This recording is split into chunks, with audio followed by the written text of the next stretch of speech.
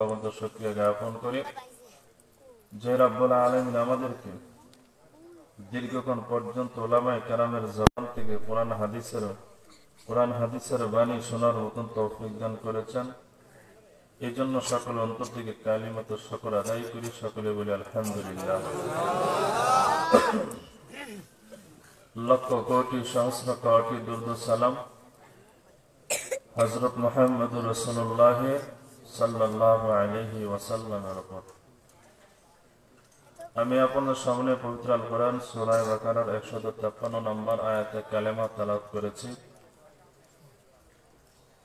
রাসূল আকরাম মহানবী শ্রেষ্ঠ নবী হায়াতুন জিন্দা নবীর অসংখ্য অমর হাদিসের ভান্ডার মুসলিম শরীফ থেকে একখানা হাদিস শরীফ পাঠ করেছি। আল্লাহ চাহতে কোরআনের আয়াত ও হাদিসকে সামনে রেখে কিছু কথা বলা, ইখলাসের নিয়তে, আমলের নিয়তে, আপনাদেরকে ইখলাসের নিয়তে, আমলের নিয়তে ধৈর্যের সহিত সব ভাইকে শোনার মতন তৌফিক দান করুক। এই জন্য সকলে বলে আমিন। আর আস্তে বলি আমি, আর একটু জোরে বলি আমি। আস্তে বললে জোরে বলবেন, জোরে বললে আস্তে বলবেন। আমার সাথে বিরোধিতা আছে নাকি আপনাদের? নাই তো কারো? বয়ান শোনার পরে আমার বিরুদ্ধে মামলা দেওয়ার প্রস্তুতি নেবেন না তো, নাকি নিবেন? কারণ 15-20 বছর পর্যন্ত দোষ করার আগে প্রস্তুতি মামলা চলছে। কথা বলে না। যার বিরুদ্ধে মামলা দিছে, যারা জেলে পেটাইছে, নিজেও জানে না কোন অপরাধে জেলে গেছে। এই জান্নাতের বাগান পাওয়ার পর আপনারা খুশি না বেজার? আখেরি মোনাজাত পর্যন্ত থাকবেন নাকি ভাগবেন? সকলে থাকবেন? সত্যি থাকবেন? কে কে থাকবেন না হাত উঠান।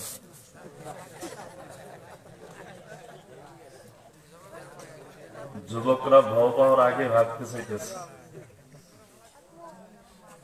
যাই হোক, আলহামদুলিল্লাহ, আমাদের নিয়ত ভালো। আমরা এখানে আসছি কোরআন হাদিসের বয়ান শুনব। আমাদের নিয়ত ভালো, কিন্তু আমরা কথার কাছে পড়ে গেছি, ঠিক না বাবা?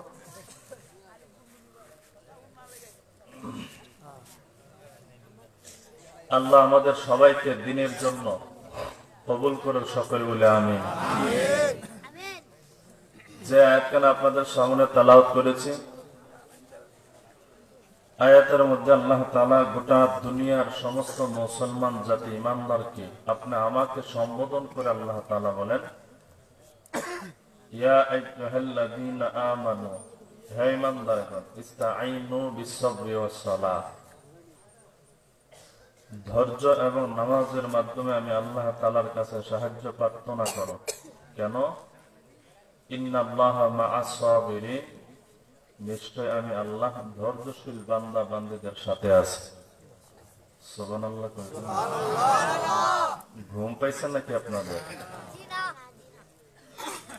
মাইকের আওয়াজ যত বহু দূর যাচ্ছে, বলে দিব নাকি খেতা বালিশ কম্বল আপনাদেরকে মাটি দিয়ে যাওয়ার জন্য?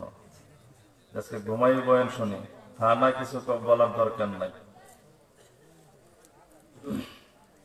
যে হাদিস খানা পাঠ করেছে, হাদিসের মধ্যে আল্লাহর নবী বলেন, আদ-দুনিয়া সিজনুল মুমিন ও জান্নাতুল কাফির। গোটা দুনিয়াটা মুমিন জাতির জন্য হলো জেলখানা, কাফির, বেঈমান, ইহুদি, খ্রিস্টানের জন্য গোটা দুনিয়াটা হলো বালাখানা। যে যারে মানে তার জন্য তার পক্ষ থেকে শান্তি পায়, যে যারে মানে না তার পক্ষ থেকে সে শান্তি পায় না। হাদিসের মধ্যে আল্লাহ নবী বলেন, যে মুমিন হবে, ইমানদার হবে, তার জন্য দুনিয়াটা হবে জেলখানা। যে কাফির বেঈমান, তার জন্য হবে বালাখানা। মানে কি? মুমিন তো আল্লাহ মানে, মুমিন তো নবী মানে, মুমিন তো আল্লাহ তাআলার দেওয়া বিধান মতো জীবনটা চালায়। মুমিন তো এক আল্লাহ বিশ্বাসী, আখেরি পয়গম্বর মুহাম্মদুর রাসূলুল্লাহ সাল্লাল্লাহু আলাইহি ওয়াসাল্লাম বিশ্বাসী। মুমিন হালাল খায়, হারাম থেকে বেঁচে থাকে। মুমিন 24টা ঘন্টা আল্লাহর বিধানের মধ্যে থাকতে চায়। মুমিনের জন্য দুনিয়াটা জেলখানা হবে কেন? কাফির আল্লাহকে মানে না, নবী মানে না, ইসলাম মানে না, বরং তো সুযোগ পাইলে ইসকনের বাচ্চারা ইসলামের বিরোধিতা করে, ঠিক কিনা? এদের জন্য দুনিয়াটা বালাখানা কেন? আল্লাহ যার জবান দেখে দিয়ে কিছু কথা বলবে, তাকে বাস্তবিক তাকে শিখায়, তারপরে কথা বলে। আমার এই ছোট্ট লাইফের ভিতরে, অভিজ্ঞতার ভিতরে 2 বার জেল খাটার মাধ্যমে এই হাদিসের মর্ম যখন পড়ি বুঝি না, যখন জেলখানায় গেছি তখন বুঝে আসছি। কোন আসামি যখন জেলের ভিতরে ঢুকে যায়, মন চাইলে সে এক ওয়ার্ড থেকে অন্য ওয়ার্ডে যেতে পারে না। মন চাইলেই যা মনে চায় তা করতে পারে না। মন মতো গোসল করতে পারে না, মন মতো ঘুমাতে পারে না, মন মতো যেখানে চাই সেখানে যেতে পারে না। কেন? বলে জেলখানার কিছু নিয়ম নীতি আছে, মানলে কিছু আরামে থাকবে, না মানলে তারা ফুটাপ লাগায় শাস্তি দিবে। ঠিক তেমনি ভাবে দুনিয়ার আসামির জন্য যেমন জেলখানা নিরাপদ ততক্ষণ যতক্ষণ তার জেলের আইন মেনে চলে, মুমিন বান্দার দুনিয়াটা জেলখানা কেন? যে মুমিন বান্দার দুনিয়াতে চলতে ফিরতে, খাইতে বসতে, চলাফেরা করতে আল্লাহর বিধান যখন বান্দা মানবে, নবীর তরিকা মতো যখন জীবনটা পরিচালনা করবে, জালেমদের বিরুদ্ধে যখন হকের আওয়াজ বলিষ্ঠ আওয়াজে বলবে, জালেমদের বিরুদ্ধে কোরআন সুন্নাহ সঠিক কথাগুলো উম্মার সামনে যখন বলবে, ওই মুমিনের জন্য দুনিয়াটা বালাখানা হবে না, ওই মুমিনের জন্য দুনিয়াটাই জেলখানা হয়ে যাবে, ঠিক কিনা? ইমানদার কাকে বলে, মুমিন কাকে বলে? আয়াতের শুরুতে আল্লাহ ইমানদারদেরকে সম্বোধন করেছে। ঈমান শব্দের বাংলা অর্থ হলো বিশ্বাস করা, বিশ্বাস স্থাপন করা, নিরাপত্তা দেওয়া, কোনো কিছুকে সত্য বলে মেনে নেওয়া। শরীয়তের পরিভাষায় ঈমান বলা হয় আল্লাহ তাআলার পক্ষ থেকে নবীর উপরে যা নাজিল হয়েছে তা পূর্ণাঙ্গ রূপে বিশ্বাস স্থাপন করে তার উপর আমল করার নাম হলো ঈমান। ঈমানটা কেউ বলেছেন একাধিক বস্তুর নাম ঈমান, কেউ বলেছেন না, শুধু একক বস্তুর উপরে বিশ্বাস স্থাপন করলে সে ঈমানদার হবে, মুমিন হবে। তাসদীক বিল জিনান, ইকরার বিল লিসান, আমালু বিল আরকান। তাসদীক বিল জিনান হলো অন্তর দ্বারা বিশ্বাস করা, ইকরার বিল লিসান জবান দ্বারা স্বীকার করা, আমালু বিল আরকান 3.5 বটি দ্বারা তা জমিনে বাস্তবায়ন করা। এই তিনটা যার মধ্যে থাকবে সে হলো ঈমানদার। কিন্তু আমাদের মাযহাবের ইমাম আবু হানিফা রাহিমাহুল্লাহ তাআলা বলেন, তাসদীক বিল জিনান, কেউ যদি অন্তর দ্বারা বিশ্বাস করে আল্লাহ এক, কেউ যদি বিশ্বাস করে অন্তর দ্বারা নামাজ আমাকে পড়তে হবে, ফরজ বিধান, পর্দা করতে হবে, রোজা রাখতে হবে, নিসাব পরিমাণ মালের মালিক হয়ে গেলে যাকাত আদায় করতে হবে, কিন্তু বান্দা আদায় করে না, বিশ্বাস করে, তাহলে সে মুমিন থাকবে। সর্বোচ্চ ফতোয়া দেওয়া যাবে সে একজন ফাসিক মুমিন, কিন্তু কাফের না। 5 ওয়াক্ত নামাজ পড়া কি ভাই? সবাই মনে করেন না? 5 ওয়াক্ত নামাজ পড়া কি? রমজানে রোজা রাখা, মালের যাকাত দেওয়া, মাঝে মধ্যে বিড়ি টানা কি না? এটা কি ফরজ, ওয়াজিব, সুন্নত, সুন্নতে জায়েজা, মুস্তাহাব? টানেন কা? টানেন কেন? আজকে বলবেন এটা আমি বুঝি। কেন? আমার সামনে তো কয়েকটা মাওত আছে, আল্লাহ না করে আপনার কণ্ঠটা যদি মাওত পর্যন্ত পৌঁছায় যায়, আর আম্মা জানের কান বরাবর যে পৌঁছায় যায়, চলে যায়, যেই মাত্র মাহফিল শেষ হবে শোকটান তো দিতেই হবে। এমন টান টানা টানবেন রাস্তা অন্ধকার, এমনি ঘন কুয়াশা, এর ভিতরে আরো কুয়াশা, দরজা দিয়ে ঢুকবেন, যখন দেখবে আপনার মুখ থেকে গন্ধ করে, আম্মাজান বলবে কি ব্যাপার, আবারও যে হাজার বিড়ি টানলেন, আপনার না মাকে সামনে হারাম হয়ে আছে, এই জন্য আসতে বলে কি যেন উনি না শুনে। 5 ওয়াক্ত নামাজ পড়া ফরজ মানে বান্দা, রোজা রাখা ফরজ বান্দা মানে, কিন্তু আমল করে না, এই জন্য তারা কাফের বলা যাবে না। কি বলা যাবে? সর্বোচ্চ কি বলা যাবে? ফাসিক, ইমানদার, মুমিন বলা যাবে। ইমানদার কাকে বলে, মুমিন কাকে বলে, এই সম্পর্কে কিছু আলোচনা টাচ দিই। ধৈর্যের উপরে মুমিন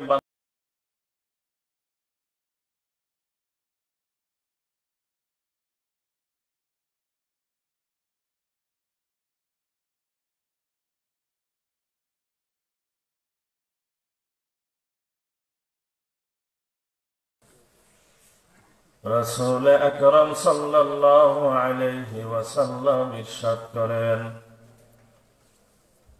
কানা ইয়াওমান বারিজান লিন-নাস,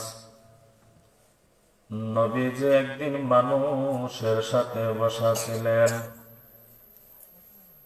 ইয আতাহু রাজুলুন ইয়ামশি, এমন সময় আসিয়া একজন মানুষ নবীকে প্রশ্ন করলেন, ফাকালা ইয়া রাসূলাল্লাহ মাল ঈমান, ও পয়গম্বর বলেন না ঈমান কাকে বলা হয়? নবীজি জবাব দিয়ে কালাল ঈমান, সাহাবী ঈমান বলা হয় আন তু'মিনা বিল্লাহি ওয়া মালাইকাতিহি ওয়া রাসূলিহি ওয়া লিকাইহি, তুমি এক আল্লাহর উপর ঈমান আনয়ন করবা, আল্লাহ এক, আল্লাহ অদ্বিতীয়, আল্লাহর মা নাই, আল্লাহর বাবা নাই, আল্লাহর ছেলে নাই, আল্লাহর মেয়ে নাই, আল্লাহ কারো কাছ থেকে জন্ম নেই নাই, কাউকে জন্ম দেয় নাই, এক আল্লাহর উপরে ঈমান আনয়ন করবা। দ্বিতীয় নাম্বার হলো সমস্ত ফেরেশতা কুলের উপরে ঈমান আনয়ন করবা। যত নবী রাসূল দুনিয়াতে আগমন করেছিল, 1,24,000 মতান্তরে 2,24,000 কম বেশি নবী রাসূলের উপরে ঈমান আনয়ন করবা। ওয়া লিকাইহি, হাশরের ময়দানে আল্লাহ তাআলার সাথে সাক্ষাৎ হবে, এই বিষয়ের উপরে ঈমান আনয়ন করবা। ওয়া তু'মিনা বিল বা'সিল আখির, মারা যাওয়ার পর, ইন্তেকালের পর আপনা আমাকে আবার উঠাবে, পুনরুত্থান করবে, এর উপরে ঈমান আনয়ন করবা। দুনিয়ার জিন্দেগিতে যদি ঈমান না থাকে, যত আমল আপনি আমি করি না কেন, হাশরের ময়দানে ঈমান ছাড়া যত ভালো আমল করি না কেন, হাশরের ময়দানে তার প্রতিদান পাওয়া যাবে না, ঠিক কিনা? বুখারী শরীফের হাদিস নাম্বার হলো 411 নাম্বার। নবীজির স্ত্রী আম্মা জানা আয়েশা সিদ্দিকা রাদিয়াল্লাহু তাআলা আনহা হতে বর্ণিত, তিনি বলেন, বলতো ইয়া রাসূলুল্লাহ, হে আল্লাহর নবী, ইবনে জুদআন একজন সাহাবী, কানা ফিল জাহিলিয়া, জাহিলিয়াতের যুগে ইসুলুর রাহিমা ওয়া ইতঈমুল মিসকিন, আত্মীয়তার বন্ধন টিকে রাখতো, অসহায় দরিদ্র মিসকিন মানুষদেরকে আহার খাওয়াতো। ফাহাল যাকা নাফিউহু, ও পয়গম্বর বলেন না, এই সমস্ত জিনিসের প্রতিদান কি আপনার সাহাবী ইবনে জুদআন হাশরের ময়দানে পাবে? নবী জবাব দেয় লা ইয়ানফাউহু, ও আয়েশা, হাসরের ময়দানে এই সমস্ত ভালো জিনিসের প্রতিদান পাবে না। আম্মা জান আয়েশা সিদ্দিকা রাদিয়াল্লাহু তাআলা আনহা বলেন, নবী আমার আত্মীয়তার বন্ধন টিকে রাখা তো সাহাবের কাজ? নবী বলে হ্যাঁ। অসহায় মিসকিন গরিবদেরকে আহার করানো তো সাহাবের কাজ? নবী বলে হ্যাঁ। সাহাবের কাজ যদি হয়ে থাকে, ভালো কাজ যদি হয়ে থাকে, হাসরের ময়দানে কেন ইবনে জুদান প্রতিদান পাবে না? নবী বলেন, আয়েশা, প্রতিদান যদি পেতে হয় কেন পাবা না? উত্তর জেনে নাও। আত্মীয়তার বন্ধন টিকে রাখা সাহাবের কাজ, ইতিম মিসকিন দরিদ্র অসহায় মানুষদেরকে খাওয়ানো সাহাবের কাজ। কিন্তু যখন করেছিল তখন ইবনে জুদানের কলবের মধ্যে ঈমানের মতন দামি জিনিস ছিল না। ঈমান ছাড়া যদি ভালো আমল করে হাসরের ময়দানে প্রতিদান পাবে? কথা কই না। এরে যুবক ভাই, বৃদ্ধ বাবা, পর্দার আলের আম্মা জান, ভালো করে শুনে যান। বুখারী শরীফের হাদিস নাম্বার হলো 25 নাম্বার হাদিস। নবীর সাহাবী عن أبي هريرة رضي الله تعالى عنه قال قال رسول الله صلى الله عليه وسلم سئل أي العمل أفضل।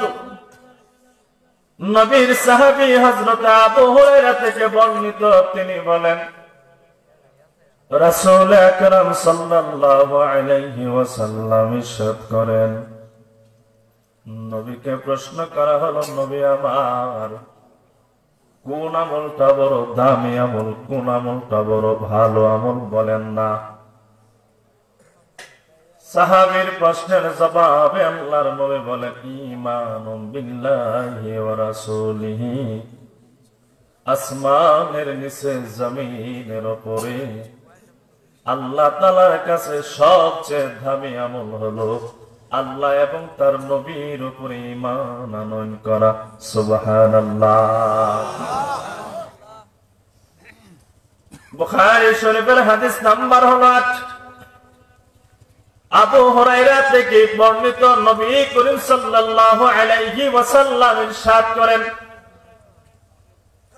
আল ঈমানু বিদ'উন ওয়া সাব'উনা শু'বা فأفضلها قول لا إله إلا الله وأدناها إماطة الأذى عن الطريق والحياء شعبة من الإيمان।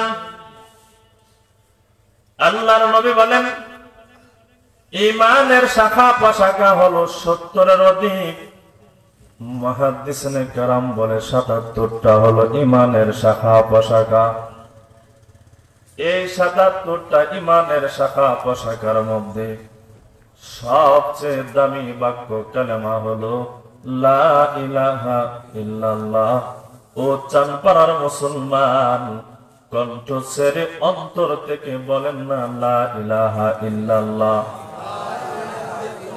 আবার বলেন না বাবা, লা ইলাহা ইল্লাল্লাহ। এই 77টা ঈমানের শাখা প্রশাখা। মুহাদ্দিসিনে কেরাম বলেন, কলবের সাথে সম্পর্ক হলো 23টা ঈমানের শাখা প্রশাখার।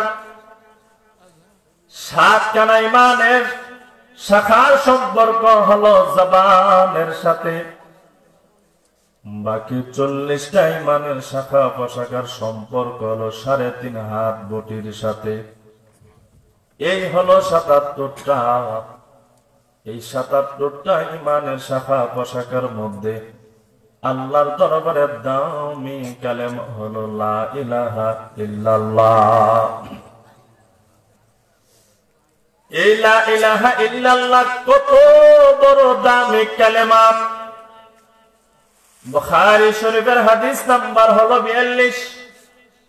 নবীর সাহাবী عن انس رضي الله تعالى عنه قال قال رسول الله صلى الله عليه وسلم يخرج من النار من قال لا اله الا الله আল্লাহর নবী জানায়া দেয় আমার যে উম্মত পড়বে বলবে লা ইলাহা ইল্লাল্লাহ ইয়াখরুজু মিনান নার আমার ওই উম্মতকে জাহান্নামের আগুন থেকে মুক্তি দান করা হবে। وفي قلبه وزن شعيرة من ঈমান আর যে বান্দার অন্তরে কলবের মধ্যে সরিষা পরিমাণ ঈমান, দানা পরিমাণ ঈমান, গম পরিমাণ ঈমান থাকবে, ইয়াখরুজু মিনান নার নবী বলেন আমার ওই উম্মতকে জাহান্নামের আগুন থেকে বান্দাকে বের করে দেওয়া হবে। বের করে কোথায় দেওয়া হবে? নবী অন্য হাদিসের মধ্যে জানায় দেয় মান ক্বালা লা ইলাহা ইল্লাল্লাহ ফাদাখালাল জান্নাহ যে বান্দা পড়বে লা ইলাহা ইল্লাল্লাহ এর উপরে বিশ্বাস করে বান্দা মারা যাবে, ফাদাখালাল জান্নাহ নবী বলেন তাকে জান্নাতে ঢুকায় দেওয়া হবে। এরে যুবক ভাই, বৃদ্ধ বাবা, পদ্মার আলের আম্মা জান, ভালো করে শুনে যান। যে বান্দা পড়বে লা ইলাহা ইল্লাল্লাহ এই বিশ্বাস করিয়া যদি বান্দা মারা যায়, ওই বান্দাকে হাসরের ময়দানে জান্নাত দান করা হবে। কিন্তু বান্দা দুনিয়ার দুঃখায় পরে বান্দা ভালো কোনো আমল করে নাই, কিন্তু বান্দা লা ইলাহা ইল্লাল্লাহ বিশ্বাস করে আল্লাহ এক, আল্লাহ ছাড়া কোনো মাবুদ নাই, মুহাম্মাদুর রাসূলুল্লাহ, মুহাম্মদ হলো শেষ পয়গম্বর।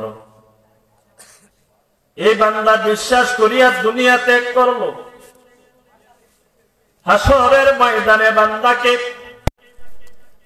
বেআমলের কারণে শাস্তি দেওয়ার পর এক পর্যায়ে জান্নাত দেওয়া হবে।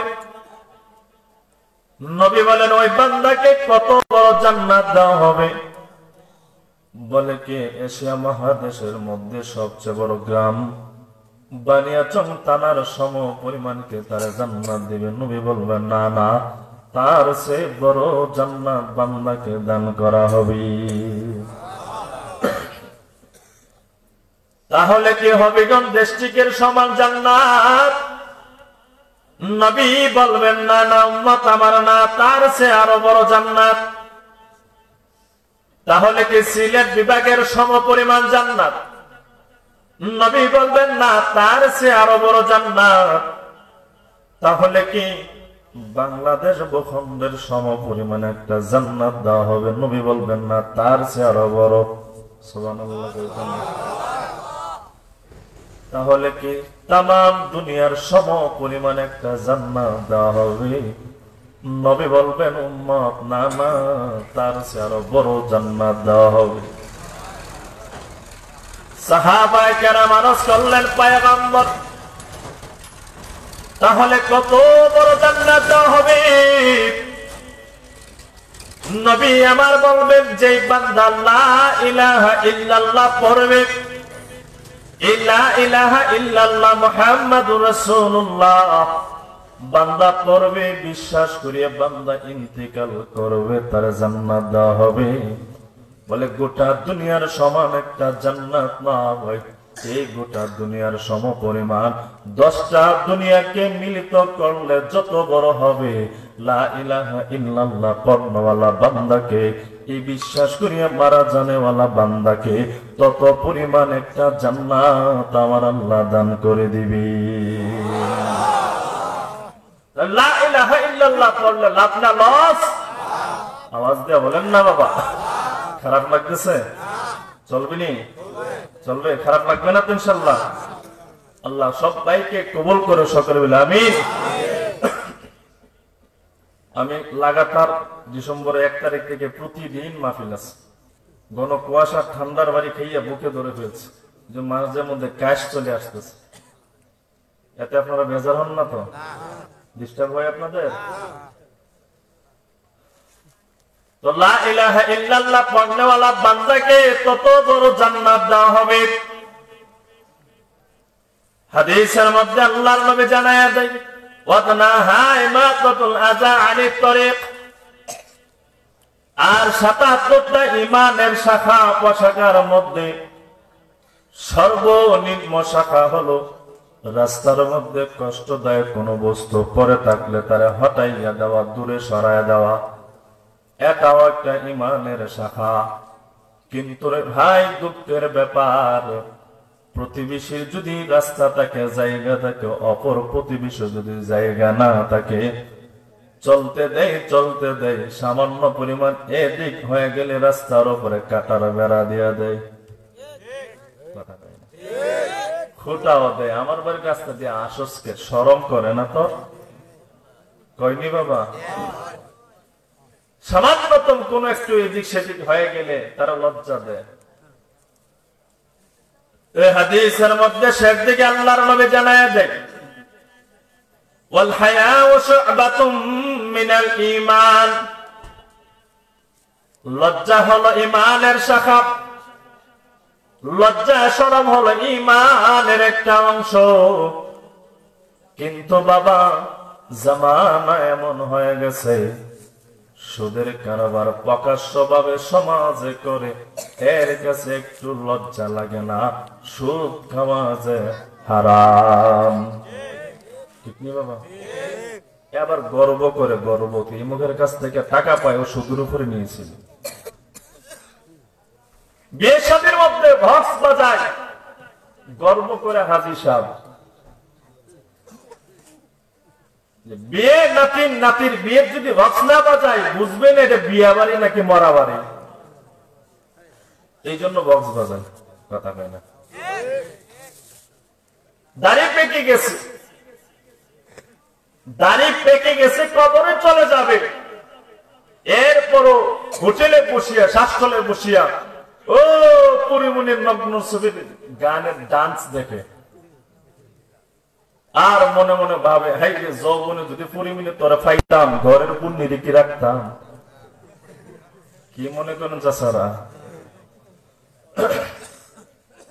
নাতির বয়সী, ছেলের বয়সী একসাথে বসিয়া নগ্ন এই ছবির দিকে তাকায় দেখেন, লজ্জা শরম একটু করে না।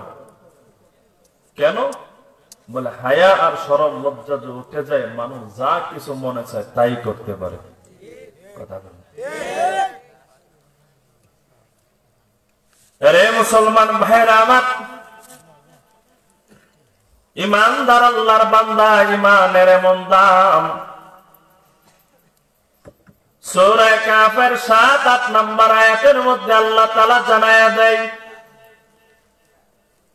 ইন্নাল্লাযীনা আমানু ওয়া আমিলুস সালিহাত কানাত লাহুম জান্নাতুল ফিরদাউসি নুজুলা।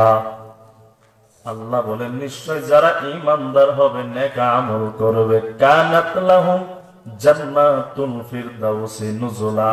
আল্লাহ বলেন, আমার ঈমানদার বান্দা বান্দি, নেক কাজ করেওয়ালা বান্দা বান্দিদেরকে হাসরের ময়দানে আমি মালিক সবচেয়ে দামি জান্নাত, জান্নাতুল ফিরদাউস দান করে দেব। আর ওই মুমিন বান্দাদের জান্নাত আমি আল্লাহ তাআলা জান্নাতের বিনিময়ে, মুমিনের জান মালের বিনিময়ে আল্লাহ তাআলা জান্নাত বিক্রি করে দিয়েছি। সূরা তাওবার 111 নম্বর আয়াতের মধ্যে আল্লাহ তাআলা জানায়া দেয়, আমি আল্লাহ তাআলা মুমিনের জান এবং মালের বিনিময়ে আমার তৈরি জান্নাত আমি আল্লাহ বিক্রি করে দিয়েছি। ওই আয়াতের দ্বারা বোঝা যায়, মুমিনের জান মান হলো আল্লাহর, আর জান্নাত হলো মুমিনের। কথা বলেন ঠিক কিনা? কখন বান্দার হবে? সূরা হামিম সিজদার 30 নম্বর আয়াতের মধ্যে আল্লাহ বলেন, ইন্নাল্লাযীনা ক্বালু রাব্বুনাল্লাহ সুম্মা ইসতাকামু, যখন বান্দা বলবে একমাত্র রব হলাম আমি আল্লাহ, সুম্মা ইসতাকামু, এর উপরে অটল থাকবে, তাতানাজ্জালু আলাইহিমুল মালায়েকা, যখন বান্দা বলবে আমি আল্লাহ এক, আমি আল্লাহ ব্যতীত আর কোন রব নেই, আমি আল্লাহ ব্যতীত আর কোন ইলাহ নেই, এই কথার উপরে ইস্তেকামত থাকবে, যত বিপদ আপদ আসুক না কেন আমি আল্লাহ আমার বান্দাদের সাথে আছি। এরে চানপাড়া মুসলমান, ভালো করে শুনেন, এই ইমানদার বান্দাদের ইমানটা তখনই পরিপূর্ণ হয়ে যায়। আবু দাউদ শরীফের হাদিস নাম্বার 4681 নাম্বার, নবীজির সাহাবী عن أبي أمامة رضي الله تعالى عنه قال قال رسول الله صلى الله عليه وسلم من أحب لله وبغض لله وأعطى لله ومنع لله فقد استكمل الإيمان। নবীজি জানায় দেয়, ঈমানটা তখনই পরিপূর্ণ হয়ে যাবে যখন মুমিন বান্দার কাছে 4টা গুণ থাকবে। কয়টা গুণ? আরো জোরে আওয়াজ দেয়া বলেন না বাবা, কয়টা গুণ? 4টা গুণ যেই বান্দার মধ্যে থাকবে, নবী বলেন সেই ঈমানের সাদা সাধন করতে পেরেছে। 1 নাম্বার হলো মান হাব্বা লিল্লাহ, যেই বান্দা কাউকে ভালোবাসবে, এই ভালোবাসাটা যদি একমাত্র আল্লাহর জন্য হয়, নবী বলেন ফাকাদ ইস্তাকমালাল ঈমান, ওই বান্দার ঈমানটাই পরিপূর্ণ হয়ে গেল। 2 নাম্বার হলো ওয়াবাকাদা লিল্লাহ, মুমিন কাউকে ভালোবাসবে না, কাউকে পছন্দ করবে না, মহাব্বত করবে না।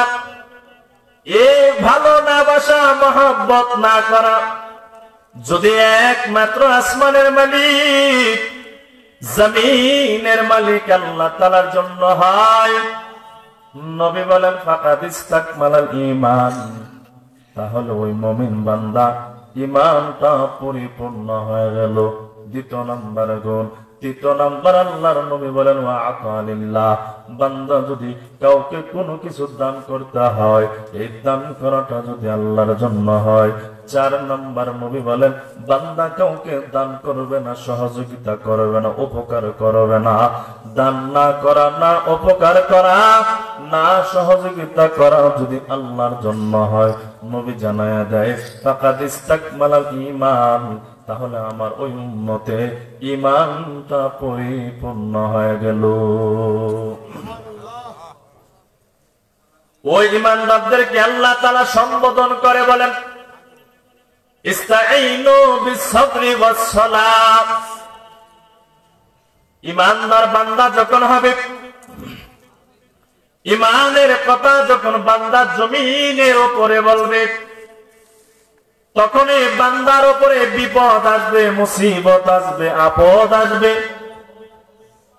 যখন বান্দা তোমাদের উপরে, আমাদের উপরে বিপদ চলে আসে, আল্লাহ নিজে শিখায় দে বান্দা ধৈর্য হারা হবে না, ধৈর্য ধারণ করো, নামাজ পড়ো, নামাজ পড়তে সময় হবে রে মুমিন, আমি আল্লাহ তাআলা তোমার বিপদ কানা দূর করতে সময় হবে না।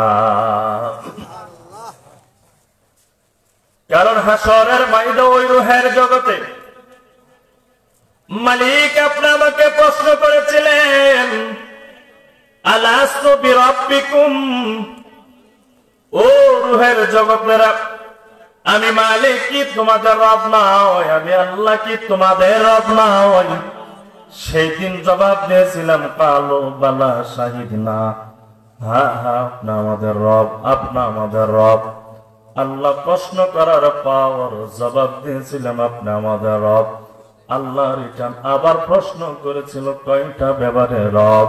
তখন আমি রূহের জগতে জবাব দিয়েছিলাম 6টা ব্যাপারে আপনি আমাদের রব। কয়টা? 1 নাম্বার হলো আপনি আমাদের ব্যক্তি জীবনের রব। 2 নাম্বার হলো আপনি আমাদের পারিবারিক জীবনের রব। 3 নাম্বার হলো সামাজিক জীবনে আপনি আমাদের রব। 4 নাম্বার হলো রাষ্ট্রীয়ভাবে আপনি আমাদের রব। 5 নাম্বার হলো আন্তর্জাতিক ভাবে আপনি আমাদের রব। 6 নাম্বার রব হলো অর্থনৈতিক দিক দিয়ে আপনি আমাদের রব। এই 6টা ব্যাপারে রব দাবি করিয়া দুনিয়াতে আল্লাহ পাঠায় দিল কেন? বলে রে বান্দা, তুমি যে আমি আল্লাহর রব বলে স্বীকার করো, ভালোভাবে মানো কি মানো না, এই জন্য আমি আল্লাহ একটা পরীক্ষার হল বানাইলাম। ওই পরীক্ষা হলের নাম হলো দুনিয়া। ওই পরীক্ষা হলের নাম হয়ে গেল দুনিয়া। আমি আপনি হলেন পরীক্ষার্থী, স্বয়ং মালিক আল্লাহ তাআলা হলো পরীক্ষক। এই দুনিয়ার জিন্দেগিতে কাউকে আল্লাহ ধনী, কাউকে গরিব, কাউকে 5 তলা বিল্ডিং এর উপরে ঘুম পাড়ায়, আবার কাউকে গাছতলায় ঘুম পাড়ায়। কথা বলে না কেন রে বান্দা? জানো নি ইমানের পরীক্ষা নেব ধৈর্য আছে কি নাই? ধৈর্য যদি বান্দা ভালো করে থাকে, আমি আল্লাহ ঘোষণা দিলাম, সূরা জুমার 10 নম্বর আয়াত আমি আল্লাহ নাযিল করে বলে দিলাম, হাসরের ময়দানে ধৈর্যশীল বান্দা বান্দি যারা হবে, বিনা হিসেবে আমি আল্লাহ জান্নাত দান করে দেব। আল্লাহ তাআলা সূরা আল-কাবুতের 2 নম্বর আয়াতের মধ্যে জানায়া দেয়, আহাসিবান নাসু আইয়ুতরাকু আইয়াকুলু আমান্না ওয়া হুম লা ইফতানুন। আহাসিবান নাস, মানুষ কি ধারণা করো, আইয়ুতরাকু, তোমাদেরকে ছেড়ে দেওয়া হবে, আইয়াকুলু আমান্না, যদি তোমরা বলো দাবি করো আমরা ঈমানদার মুমিন, ওয়া হুম লা ইফতানুন, না রে বান্দা, না ছেড়ে দেব না। ইমানের পরীক্ষা নিরীক্ষা না নেওয়ার আগ পর্যন্ত কোন মানুষকে সামনে আগানোর সুযোগ দেব না। আপনি আমি ভাবতেছি ইমানের পরীক্ষা নিরীক্ষা নিবে না, না না, এমনটা হতে পারে, নিবেন। আল্লাহ নিজেই বলেন, পরীক্ষা নিরীক্ষা না নিয়ে আমি আল্লাহ তোমাদেরকে ছাড়ব না। সূরা মুলকের 2 নম্বর আয়াতের মধ্যে আল্লাহ বলেন, আল্লাযী খালাকাল মাউতা ওয়াল হায়াতা লিয়াবলুয়াকুম আইয়ুকুম আহসানু আমালা। ও বান্দা, হায়াত নামক জীবন আমি আল্লাহ দিলাম, মরণও দিলাম, হায়াতও দিলাম। কেন রে বান্দা? জানোনি, লিয়াবলুয়াকুম আইয়ুকুম আহসানু আমালা, দুনিয়ার জিন্দেগিতে বান্দা কেমন ভালো আমল করো, আমি আল্লাহ তাআলা অবশ্যই তোমাদেরকে পরীক্ষা নিরীক্ষা করব। এই পরীক্ষা নিরীক্ষা করার মধ্যে যদি ধৈর্য ধারণ হয়, শুকরগুজার বান্দা বান্দি যদি হয়, আল্লাহ বলেন হাসরের ময়দানে তাদেরকে আমি আল্লাহ বিনা হিসেবে আমার তরি জান্নাত দান করব। সুবহানাল্লাহ। মোল্লা আলী কারি রহমতুল্লাহি আলাইহি বিবিকে নিয়ে খানা খাওয়াই, বিবিও সামনে, মোল্লা আলী কারি রহমতুল্লাহি আলাইহি সামনে দস্তারখানার মধ্যে বসা। এক ফাঁকে দা মোল্লা আলী কারি রহমতুল্লাহি আলাইহি বলে, বিবি আমার, তুমিও জান্নাতি আমিও জান্নাতি। সুবহানাল্লাহ।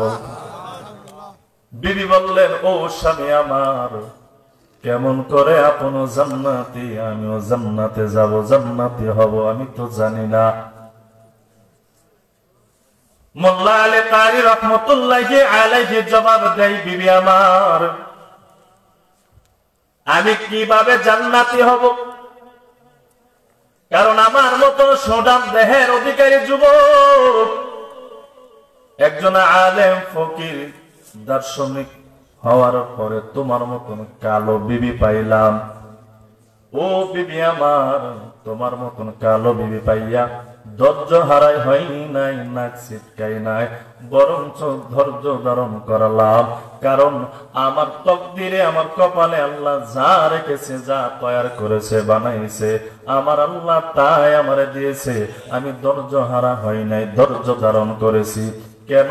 আল্লাহ তো নিজেই ঘোষণা দিলেন, যারা ধৈর্যশীল বান্দা বান্দি হবে হাসরের ময়দানে আল্লাহ তাআলা তাদেরকে বিনা হিসেবে জান্নাত দান করবি। এবার বিবি ডাক দিয়ে বলে, ও স্বামী আমার, আপনি ধৈর্যশীল বান্দা, এই কারণে জান্নাতে যাবেন। আমি কিভাবে জান্নাতি হব, কিভাবে জান্নাতে যাব? এবার মোল্লা আলী কারি রহমতুল্লাহি আলাইহি বলে, বিবি আমার, তোমার মতন কালো বিবি, আমার মতন সুঠাম দেহের অধিকারী যুবক পাওয়ার পরে, ও বিবি তুমি অহংকার করো নাই, শুকরিয়া আদায় করেছো, শুকরগুজার বান্দি তুমি হয়েছো। বান্দি তুমি অহংকার করে বলো না আমি কালো মাইয়া এত সুন্দর স্বামী পেয়েছি, হা হা হা, ভাব ধরো নাই, অহংকার করো নাই, বরঞ্চ শুকরিয়া আদায় করেছো। আল্লাহ তো নিজে জানাই দিলেন, যারা শুকরগুজার বান্দা বান্দি হবে তাদেরকে আল্লাহ জান্নাত দান করবি। এই হিসেবে আমি ধৈর্যশীল বান্দা হিসেবে জান্নাতি হব, আর তুমি আমার স্ত্রী শুকরগুজার বান্দি হিসেবে জান্নাতি হবা। এই জন্য বললাম তুমিও জান্নাতি, আমিও। কিন্তু এখন তো বাংলার জমিন এমন হয়েছে, ঘরের মধ্যে বউরা কি আরো বিদেশি ওয়ালা বউর সাথে পরকিয়া করে। কথা হয় না, যুবক যুবতীরে বিয়ে করবো না, এদিকে যাই না, ওই 2-3 বাচ্চাওয়ালা মাইয়ার সাথে টাঙ্কি মারে। কথা কনা, কথা কনা। আর বুড়ো চাচা কি করবে, বউ গেছে মহিলা নাতির সমপিটিরে বিয়া করে। কেন ভুল কইলাম? হ্যাঁ, কয়দিন আগে মুস্তাকার টিসাজে বাইরেও দেখছেন না জুটি? হ্যাঁ, দাদার সম পরিমাণ বয়স, নাতিনের বয়স, এরে বিয়ে করে ট্রফিক বানায় ভাইরাল। আর কতজনে কত কথা। এক ঘরের ভিতরে যদি কালো বউ থাকে, আপনি কি করবেন? ধৈর্য ধরবেন। কালো কোন আম্মা জানো যদি ভালো স্বামী পাই, শুকরিয়া আদায় করবেন। এই শুকরিয়া ধৈর্য ধরার কারণে আল্লাহ তাআলা হাসরের মধ্যে কি দান করবেন? কথা কয় না, কি দান করবেন? এরে চাঁদপাড়ার মুসলমান, ভালো করে শুনে যান। আল্লাহ তাআলা বলেন, যে বান্দা মুমিন হবে, ঈমানদার হবে, মুমিন বান্দাকে আমি আল্লাহ তাআলা হাসরের ময়দানে জান্নাত দান করব। কিন্তু মুমিনের দলনে শুনে নাও, ঈমানের পরীক্ষা আমি আল্লাহ তাআলা অবশ্যই তোমাদের কাছ থেকে নেব। সূরা বাকারার 155 নম্বর আয়াতের মধ্যে আল্লাহ তাআলা বলেন, ওয়ালানাবলুওয়ান্নাকুম বিশাইইম মিনাল খাউফি ওয়াল জুউ ونقص من الأموال والأنفس والثمرات وبشر الصابرين। আল্লাহ বলেন, আমি আল্লাহ তোমাদের মুমিনদের ঈমানের পরীক্ষা নিরীক্ষা আমি আল্লাহ করব। এই আয়াতের মধ্যে আল্লাহ তাআলা 5টা জিনিস দিয়ে আপনি আমাদের ঈমানের পরীক্ষা নিবেন। কয়টা জিনিস দিয়া? জোরে আওয়াজ দিয়া বলেন না বাবা, কয়টা জিনিস দিয়া? এর মধ্যে 1 নাম্বার হলো খাউফ। খাউফ মানে হলো ভয়। ভয় দিয়ে আল্লাহ তাআলা আপনা আমার ঈমানের পরীক্ষা নিরীক্ষা করবেন। 2 নাম্বার হলো জু মানে হলো ক্ষুধার্ত। বান্দারে অভাব অনটন দিয়ে আমি আল্লাহ তাআলা তোমাদের ঈমানের পরীক্ষা করব। 3 নাম্বার আল্লাহ বলেন, মাল ধ্বংসের মাধ্যমে আমি আল্লাহ তাআলা ঈমানের মুমিনের ঈমানের পরীক্ষা করব। 4 নাম্বার আল্লাহ বলেন জানের মাধ্যমে আমি আল্লাহ তাআলা ঈমানের পরীক্ষা করব। 5 নাম্বার আল্লাহ বলেন ওয়াসসামারাত, ফসলাদি ধ্বংসের মাধ্যমে আমি আল্লাহ ঈমানের পরীক্ষা নিরীক্ষা করব। যে বান্দা এই বিপদে পড়িয়া ধৈর্য ধারণ করব, নবী বলেন, আল্লাহ বলেন, নবী সুসংবাদ দেন, ওই সমস্ত ধৈর্যশীল বান্দা বান্দাকে সুসংবাদ দিয়া দেন, হাশরের ময়দানে আমি আল্লাহ তাদেরকে জান্নাত দান করব।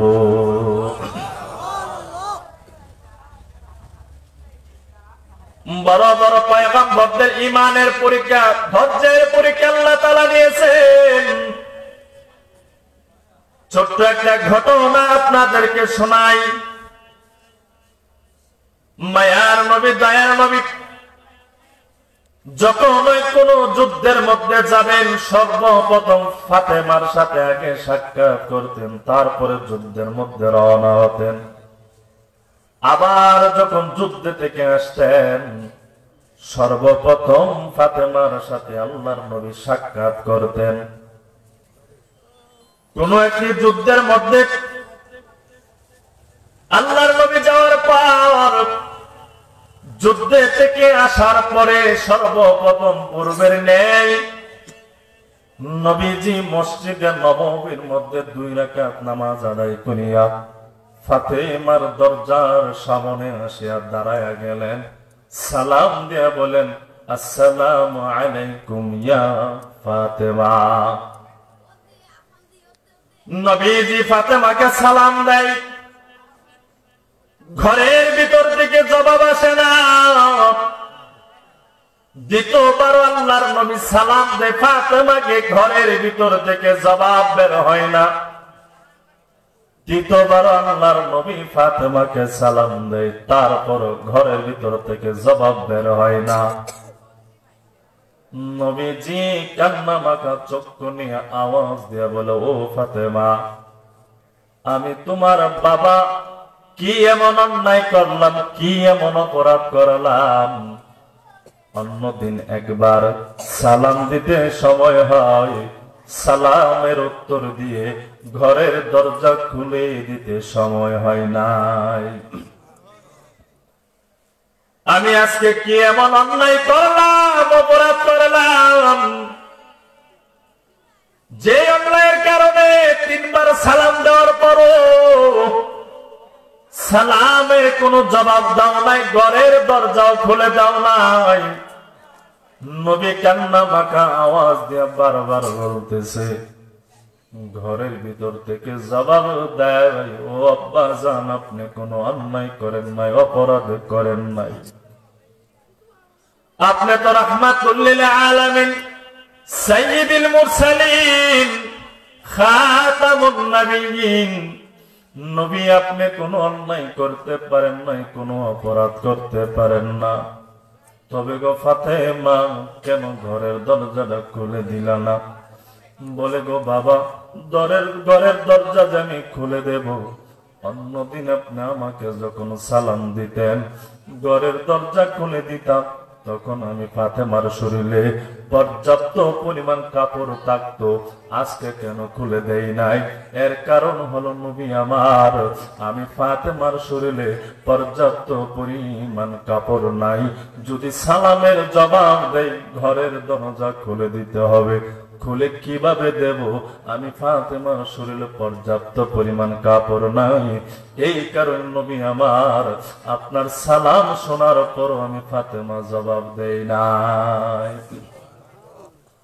ও চাঁদপুরের যুবক ভাই, বৃদ্ধ বাবা, পর্দার আম্মা জান গো,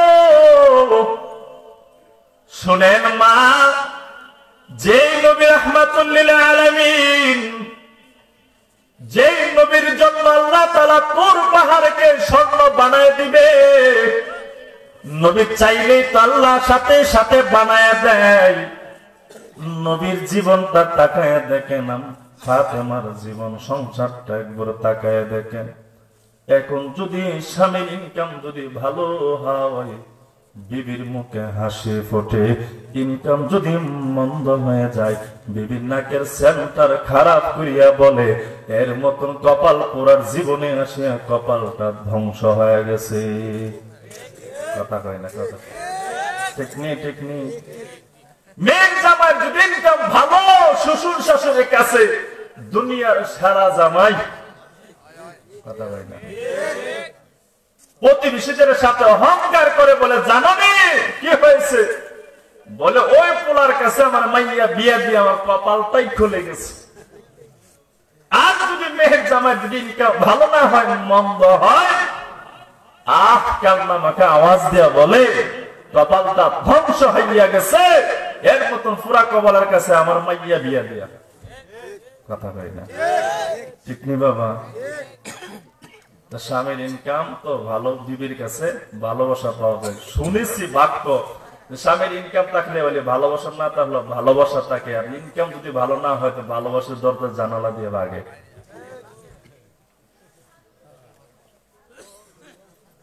নবীর কলিজার টুকরা ফাতেমার সংসার এমন দারিদ্রতার সংসার গিয়েছিল, এরপর কোন সময় আল্লাহকে ভুলে নাই, বরঞ্চ আল্লাহকে বেশি স্মরণ করেছিল। নবী যেই দিন খাবার পেয়েছিল সেই দিন শুকরিয়া আদায় করেছিল, আর যেই দিন খাবার পাই নাই সেদিন ধৈর্য ধারণ করেছিল। আর আপনি আমি যদি মনে করেন 3 বেলা ভালো খাচ্ছি, 2 বেলা ভালো খাচ্ছি, 1 বেলা যদি একটু মন্দ হয়ে যায়, হাই রে কত অভিযোগ। আর যদি গরিব দুঃখী অসহায় মানুষের সংসার যে অভাব অনটন বেশি থাকে, আল্লাহর উপরে কত যে মন্তব্য। আল্লাহ আমারই বারবার চোখে দেখেন, এই যে বড় লোক আছে এর আপনার চোখে দেখেন না? কথা হয় না। আল্লাহকে এরে দেখে, এরে দেখে না। আল্লাহ অভিযানকে দেখে। কেন?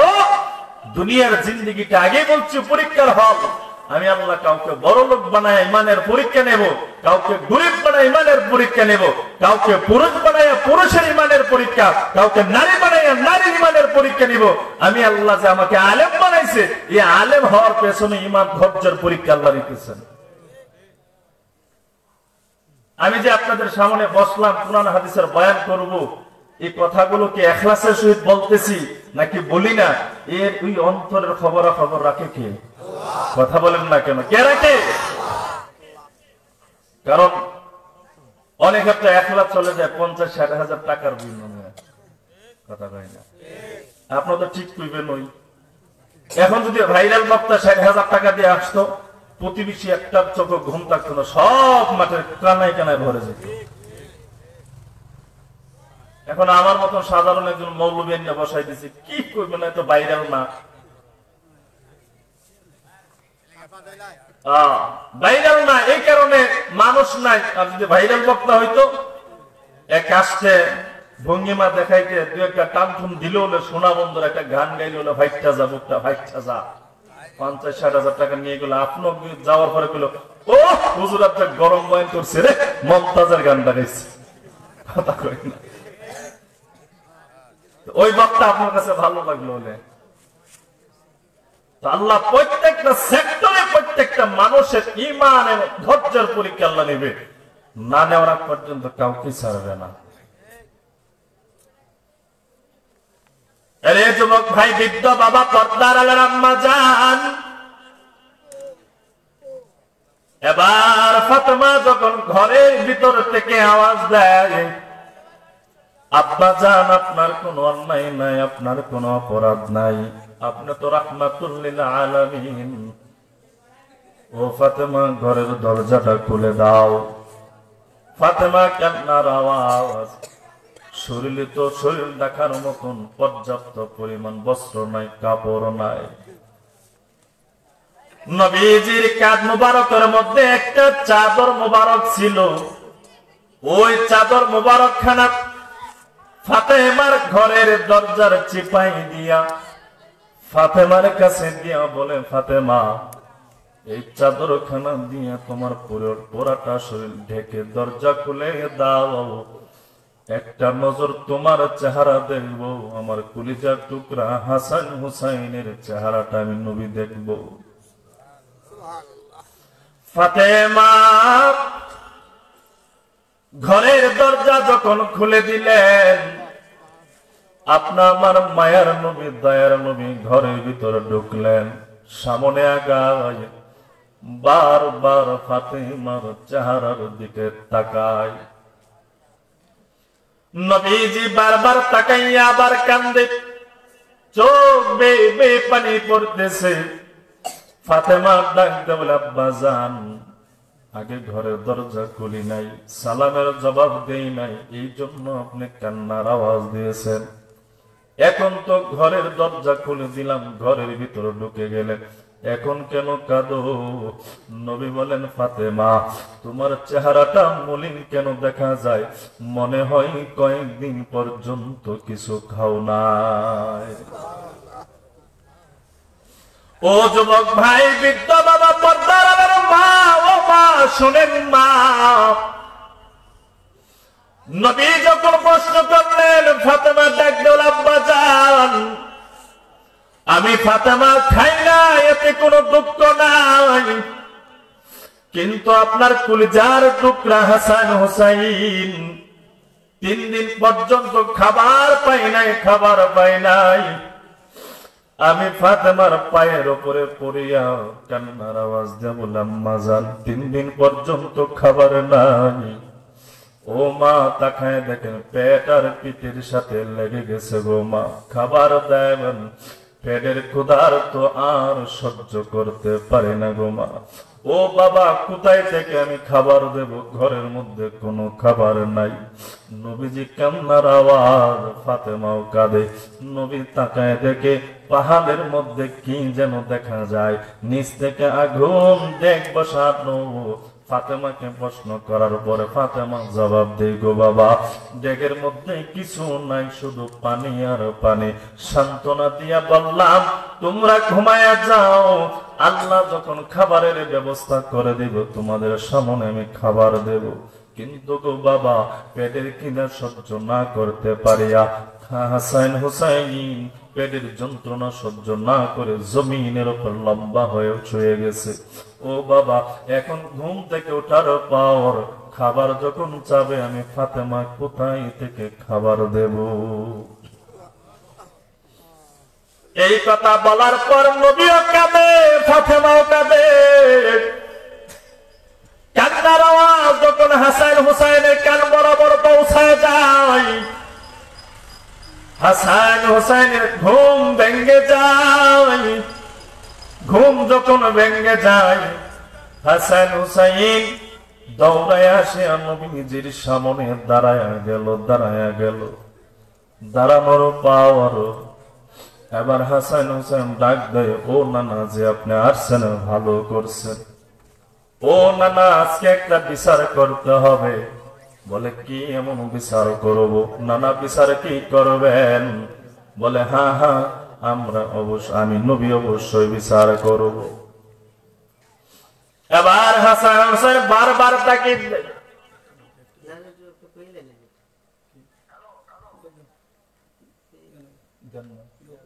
আসসালামু আলাইকুম। ওয়ালাইকুম আসসালাম ওয়া রাহমাতুল্লাহি ওয়া বারাকাতুহু। কেমন আছেন? সবাই কোন আলহামদুলিল্লাহ। যিনি বয়ান করতেছেন তাকে অসংখ্য মোবারকবাদ। আলহামদুলিল্লাহি রাব্বিল আলামিন ওয়াস সালাতু ওয়াস সালামু আলা আশরাফিল আমবিয়া'i ওয়াল মুরসালিন ওয়া আলা আলিহি ওয়া আসহাবিহি আজমাইন, আম্মা বা'দ।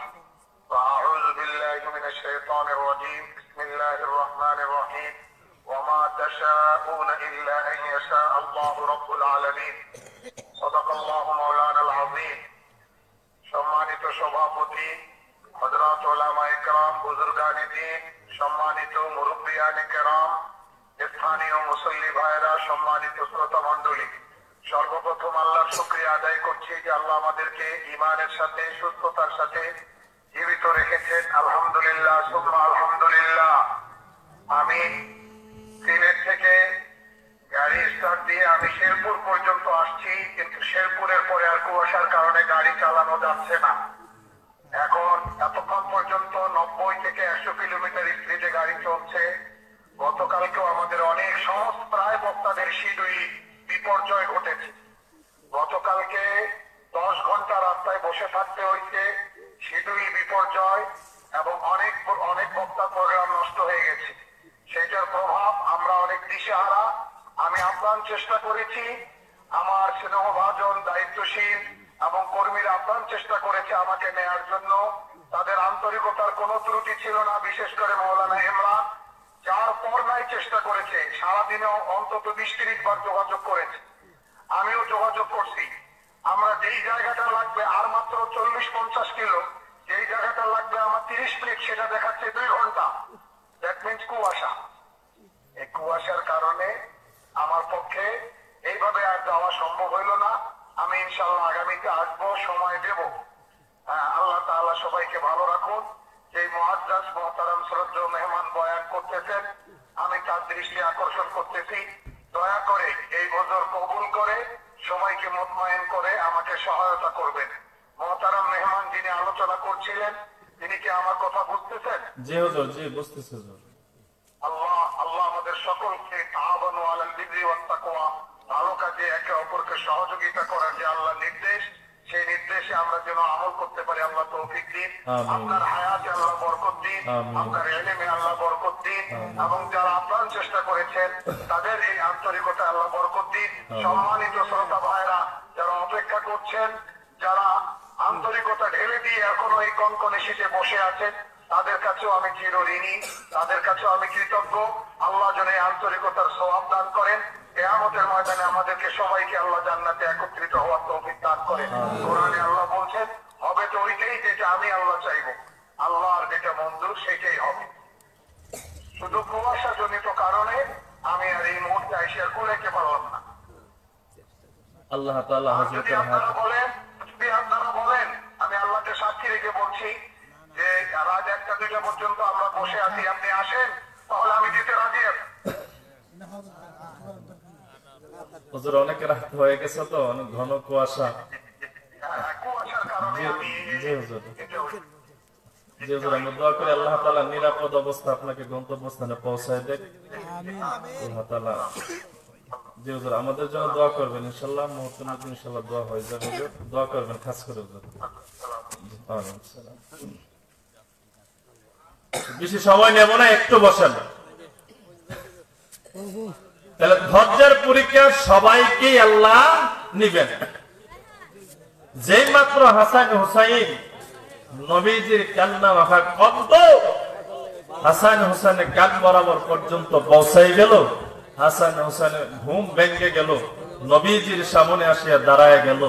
দাঁড়ায় বলতেছে, নবী আপনি আসছেন, ভালো করছেন। ও নবী, আপনার কাছে আজকে একটা বিচার দেব, বিচার কি আপনি করবেন? নবী বলেন, হ্যাঁ অবশ্যই করব, বলো। ও না না, এই বিচারটা যদি আপনার কলিজার টুকরা ফাতেমার উপরে যদি পড়ে, নবী এরপরে কি আপনি বিচার করবেন? নবী বলেন, হাসান হুসাইন চুল পরিমাণ এদিক সেদিক হবে না, ছাড় দেব না। তুমি বলো কি এমন অন্যায় করেছে আমার মেয়ে, আমার মেয়েকে আমি ছাড় দেব না। অন্যায় করলে আমার মেয়েকেও শাস্তি পেতে হবে। সুবহানাল্লাহ কইতেন না?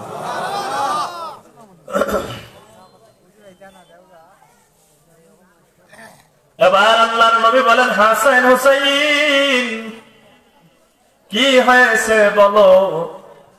হাসান হুসাইন জবাব দেয়, নানা বিচার কি আপনি করবেন? বলে, হ্যাঁ হ্যাঁ বিচার করব, বলো।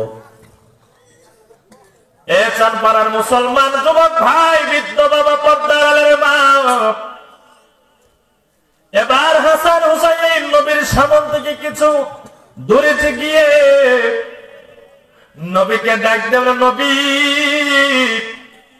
একটু তাকাইয়া দেখেন, আপনার কলিজার টুকরা ফাতেমা 3 দিন পর্যন্ত খাবার না দেওয়ার কারণে আমরা 2 ভাই হাসান হুসাইনের পেট পিঠের সাথে লেগে গেছে। নানা নবীজি দেখার পরে আরো কান্নার আওয়াজ। হাসান হুসাইন বলে, নানা বিচারটা নিজের মেয়ের উপরে পড়ে গেছে, এই জন্য মনে হয় কান্নার আওয়াজটা বাড়ায় দিলেন, না যেন আপনি বিচার করতে হয়, বিচার যদি করতে হয় আপনার মেয়ের উপরে পড়ে যাবে, এই জন্য কান্নার আওয়াজটা বাড়ায় দিলেন। নবী ডাক দিল, হাসান হুসাইন বিচারটা তো বাবার কাছে মেয়ের বিরুদ্ধে দিয়েছো, তোমাদের মায়ের বিরুদ্ধে মায়ের বাবার কাছে তোমাদের নানার কাছে বিচার দিয়েছো। তবে হাসান হুসাইন আমি নবী বিচার অবশ্যই করব, তার আগে একটু দেখে নাও মায়ার নবী ডাক দেওয়া হাসান হুসাইন 3 দিন পর্যন্ত খাবার না পাইয়া মায়ের বিরুদ্ধে মায়ের বাবার কাছে নালিশ দাও। আর আমি মায়ের নবী দয়ার নবী রাহমাতুল লিল আলামিন 7 দিন পর্যন্ত খাবার না পাইয়া আমি নবীজির পেটের মধ্যে 7 কানা পাথর বেঁধে রেখেছি। এ চানপাড়ার মুসলমান, নবীর যদি ধৈর্যের পরীক্ষা না নেয়, যে ফাতেমা হবে সমস্ত নারীদের সর্দারনি, হাসান হুসেন হবে সমস্ত যুবকদের সর্দার। তাদের ইমানের ধৈর্যের পরীক্ষা আল্লাহ তাআলা কেমন নিয়েছে, তাদের তুলনায় ইমান আপনা আমার বড় দুর্বল, বড় দুর্বল। তাদের তুলনায় তো আল্লাহ তাআলা আপনা আমার ইমানের পরীক্ষা আরো বেশি নেওয়ার দরকার ছিল, ঠিক কিনা? ইমানের পরীক্ষা আল্লাহ নেবে। হাসরের ময়দানে সংক্ষিপ্ত করে নেই, হাসরের ময়দানে ধৈর্যশীল যারা বান্দা বান্দে হবে, ফেরেশতা ডেকে বলবে, কি আছে হাসরের ময়দানে দুনিয়ার জিন্দেগিতে বিপদে আপদে মুসিবতে পড়িয়া ধৈর্য ধারণ করেছো, ওই সমস্ত বান্দা বান্দিরা দাঁড়ায় যাও। হাসরের ময়দানে ধৈর্যশীল বান্দা বান্দি অসহায় মানুষগুলো, দারিদ্র মানুষগুলো দাঁড়ায় যাবে। ফেরেশতা বলবে, সামনের দিকে হাঁটো, সামনের দিকে হাঁটো, সামনের দিকে হাঁটো। হাঁটতে হাঁটতে হাঁটতে হাঁটতে এক পর্যায়ে গিয়া জান্নাতের দরজার সামনে দাঁড়ায় যাবে। সুবহানাল্লাহ, কই না রে? ফেরেশতা পেছন থেকে ডাক দিবে, ও জান্নাতের দারোয়ান রেজন ভাই, জান্নাতের দরজা খুলে দাও। কেন খুলবো? এখনো তো হাসরের কার্যক্রম কমপ্লিট হয় নাই, শেষ হয় নাই, কিভাবে খুলবো? বলে, তুমি কি জানো না, তুমি কি সূরা জুমার 10 নম্বর আয়াত কি পড়ো নাই, শোনো নাই কোনদিন, যে যারা বিপদে আপদে পড়িয়া ধৈর্য ধারণ করবে আল্লাহ এদেরকে হাসরের ময়দানে বিনা হিসেবে জান্নাত দান করবে। তখন জান্নাতের দরজা খুলে দিবে, জান্নাতের ভিতরে ঢুকিয়া সিংহাসনে বসিয়া হাসরের ময়দানের কার্যক্রম তারা পরিদর্শন করবে। সুবহানাল্লাহ। আপনি আমার ঘরে যদি বিপদ আপদ, সর্দি ঠান্ডা হামেশা জ্বর, একটু সামান্য যদি কষ্ট হয়ে যায়, আপনি আমি ধৈর্য হারা হয়ে যায়। নবী বলেন, নাম ধৈর্য হারা হয় না, বরঞ্চ তোমার যদি সামান্য কোনো সর্দি হয়, জ্বর হয়, এটা তোমার উপরে কোনো মুসিবত যদি আসে, এটা আল্লাহর পক্ষ থেকে মুসিবত না। নবী বলেন, ওই বান্দা বান্দির উপরে আল্লাহর পক্ষ থেকে মুসিবত নয়, বরং খাস রহমত নাজিল হয়। এই খাস রহমত নাজিল হয়। শেষ করে দিন।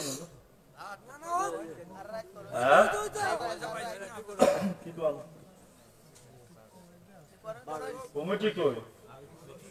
আল্লাহ, আপনি হুজুর হইতো না, আমার লাগাই দিয়া কামের মধ্যে এরা কই গেছে। চলতো, হাসাই চলতো। আল্লাহ কবুল করে, সকলে বলে আমিন। বলছি আজকে মনে এই বছর মনে একবার খাইয়া ফেলবেন, সামনে ওনার খাওয়ার সুযোগ নাই নাকি? হ্যাঁ, সামনে শুনতেন। আল্লাহ কবুল করে, সকলে বলে আমিন।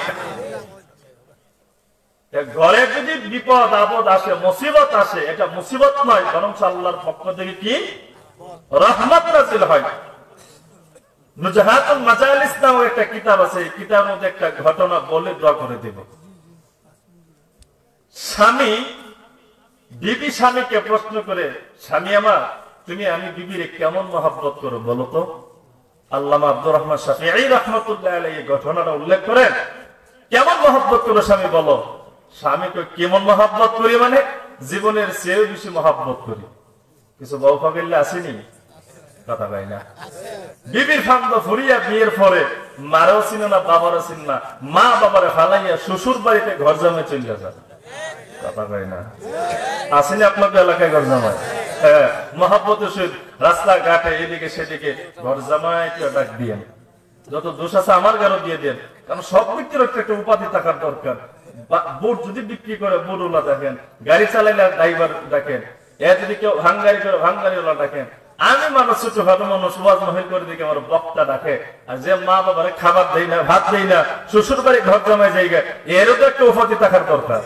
কি কর, এরও ডাক দিবার মাঝে মধ্যে মহব্বতের সহিত ভালোবাসার নজরে, ঘর জামাই জন্মের সোজা যেন হয়ে যায়, মা বাবারে ফলায় যেন অন্যের বাড়িতে ঘর জামাই না যায়।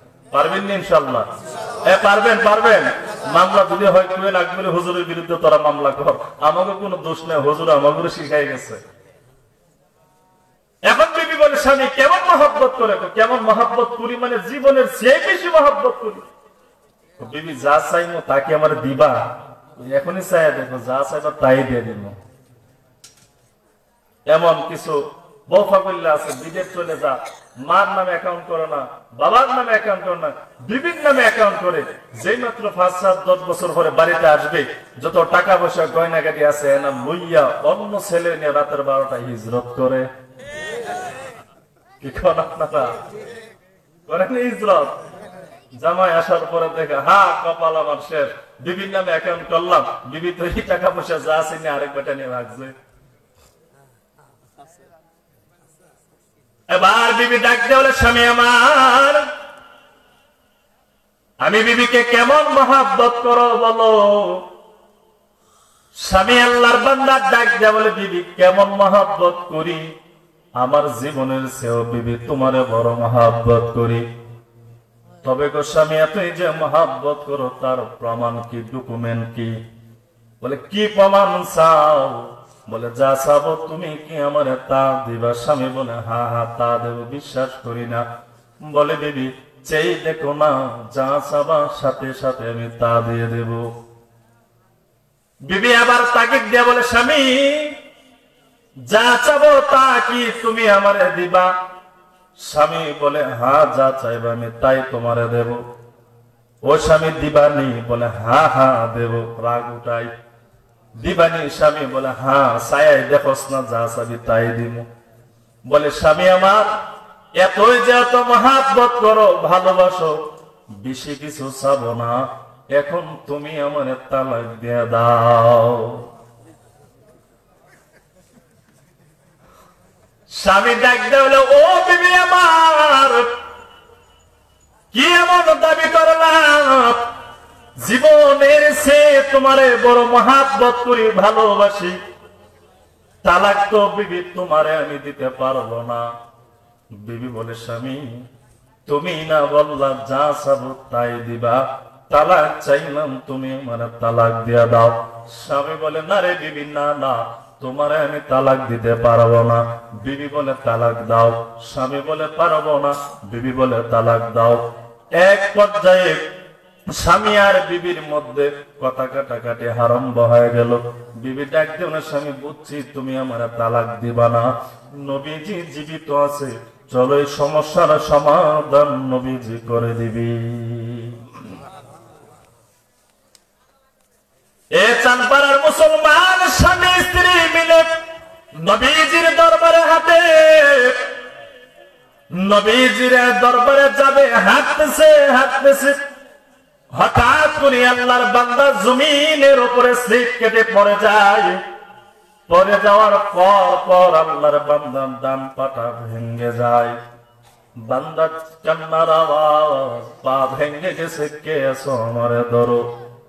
বিবি স্লিপ যে জায়গায় পড়ে গেছিল কাদার উপরে, বিবি তাকে দুনিয়া সামান্য পরিমাণ কাদা থেকে দূরে সরাইয়া বিবি ডাক দিলে স্বামী আমার, নবীজির দরবারে যেতে হবে না, চলো আবার বাড়িতে চলে যাই। স্বামী আওয়াজ দিয়ে বলে বিবি আমার, নবীজির দরবারে যাওয়ার জন্য বারবার তাগিদ দিলা, এখন কেন যাবা না? এবার আল্লাহর বান্দী জবাব দেয় স্বামী আমার, যে কারণে যাওয়ার কথা ছিল ওই কারণটা এখান থেকে আরম্ভ হয়ে গেছে, এখন আমার আর যাওয়ার প্রয়োজন নাই। স্বামী ডাকতে মানে বিবি গো, কোন কারণে কোন জিনিসের জন্য বারবার তাকিদ দিনা তালাক দেওয়ার জন্য, এখন কেন দিবা, এখন কেন চাও না? আর ওই কারণটা এখান থেকে নাজিল হয়ে গেছে, আরম্ভ হয়ে গেছে, বুঝলাম না। আল্লাহর বান্দী জবাব দেয় স্বামী আমার, তোমার সংসারে যেই দিন থেকে আসলাম ওই দিন তো নবীজির বাণী হাদিস মুবারক শোনাইছো, যেই ঘরের মধ্যে বিপদ আপদ থাকে, যেই ঘরের মধ্যে মুসিবত থাকে, ওই ঘরের মধ্যে আল্লাহর পক্ষ থেকে খাস রহমত নাজিল হয়। তোমার ঘরে আসার পর 4 থেকে 5 বছর হয়ে গেল, তোমার সামান্য পরিমাণ সর্দি হয় নাই, সামান্য পরিমাণ জ্বর হয় নাই, তোমাকে দেখি নাই কোনোদিন একটু টেনশনের মধ্যে আছো, কোন একটু বিপদের মধ্যে পেরেশানির মধ্যে আছো। বোঝা গেল তোমার উপরে আল্লাহর পক্ষ থেকে রহমত নাই। যেই ঘর রহমত নাই সেই ঘর আমি বিবিও নাই। সুবহানাল্লাহ। আসতে কম পর্দার আলের আম্মারা কব, আরে সব ওয়াজ হচ্ছে এদের পক্ষে করতেছে, আমাকে বিপক্ষে। ভাত পাইবেন নিয়ে মনে করেন বাড়িতে গেলে হয়েছে। এবার তুমি তো হাদিস শোনাইছো, যার উপরে বিপদ আপদ আছে তার উপরে আল্লাহ তাআলার পক্ষ থেকে রহমত আছে। আগে ছিল না, এখন জমিনের উপরে পড়ে গেছো, পা ভেঙে গেছে, তোমার উপরে আল্লাহর পক্ষ থেকে বিপদ নাজিল হয়েছে। বিপদ না বিপদ না, আল্লাহর নবীর হাদিসের বাণী অনুযায়ী আল্লাহ তাআলার পক্ষ থেকে রহমত তোমার উপরে নাজিল হয়েছে রে স্বামী। তোমাকে এখন ফালাইয়া অন্য কোথাও যাওয়ার মানে বোকার সাগরে ভাস করা। স্বামী আর যাব না, যাব না, চলো গো স্বামী আমার, তোমাকে নিয়ে আবার সুন্দর করে সংসার সাজায়। আল্লাহ তাআলা রাব্বুল আলামিন এই সংক্ষিপ্ত কথার উপরে সব ভাইকে আমল করার তৌফিক দান করে সকলে বলে আমিন। এই যুবক ভাইরা অনেক কষ্ট করেছে, অনেক আগ থেকে যোগাযোগ করেন, যোগাযোগ এদের সামান্য পরিমাণ ত্রুটি নাই। মাওলানা ইমরান আহমদ উসমানী ভাই যোগাযোগ করেছে, আমার আরেকটা মহব্বতের ভাই বারবার ফোন দিস, এবার আরেকজন ভাই আছে হুসাইন ভাইনি, উনিও যোগাযোগ করেছে। ওনাদের যোগাযোগের কোনো ত্রুটি নেই। আল্লাহ তাআলা ওনাদের শ্রম পরিশ্রমকে দিনের জন্য আল্লাহ তাআলা কবুল করো। এই দিনের কাজের জন্য আঞ্জাম দেওয়ার কারণে আল্লাহ তাআলা জীবনের গুনাহ খাতাগুলো মাফ করে দিয়া আল্লাহ তাআলা ওনাদেরকে জান্নাত হিসেবে কবুল করো। এবং আপনারা যারা কষ্ট করিয়া এই ঘন কুয়াশার মধ্যে টপ বৃষ্টির পানির মতন পরে ধৈর্যের সহিত শুনিয়া উলামায়ে কেরামের জবান থেকে হাদিস কোরআনের বাণী শুনেছেন, আমল করার তৌফিক আল্লাহ দান করো। এই উসিলা করে আল্লাহ তাআলা হাসরের ময়দানে আমাদেরকে ক্ষমা করে দেখ, সকলে বলে আমিন। আস্তাগফিরুল্লাহ। অবশ্যই যে আফেন্দি সাহেব হাফিজাহুল্লাহ উনি আসতে পারছেন না, আপনারা অনেক আশা আকাঙ্ক্ষা করছেন, যুবক ভাইরা গুলো অনেক চেষ্টা পরিশ্রম করছে। আমি তো আসার পরে একবার চেহারার সেন্টার ঠিক নাই, কিরে ভাই পেরেশান কি হুজুর, এই অবস্থা, ধৈর্য ধরো, সবর করো। এই কারণে আজকের বিষয়বস্তুটা টানলাম এটা, ধৈর্য ধারণ করলে সবর করে আল্লাহ তাআলা কি দেয়, যা যায় খায়ের দুনিয়া আখিরাতে আল্লাহ তাআলা দান করে। আল্লাহ তাআলা এই যুবক ভাইদের মাধ্যমে দিনের কাজ আরো বেশি করে আর বড় করে করার তৌফিক দান করে সকলে বলে আমিন।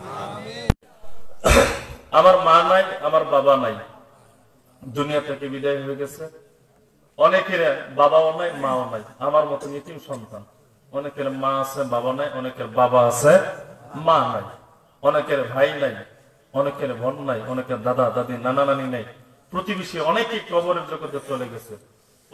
প্রত্যেকের জন্য দোয়া করবেন, কারণ মুমিন বান্দা একে অপরের উপর 6টা হক। এই 6টা হকের মধ্যে একটা হক হলো একজন মুমিন অপর মুমিনের জন্য হাত উঠায় দোয়া করা।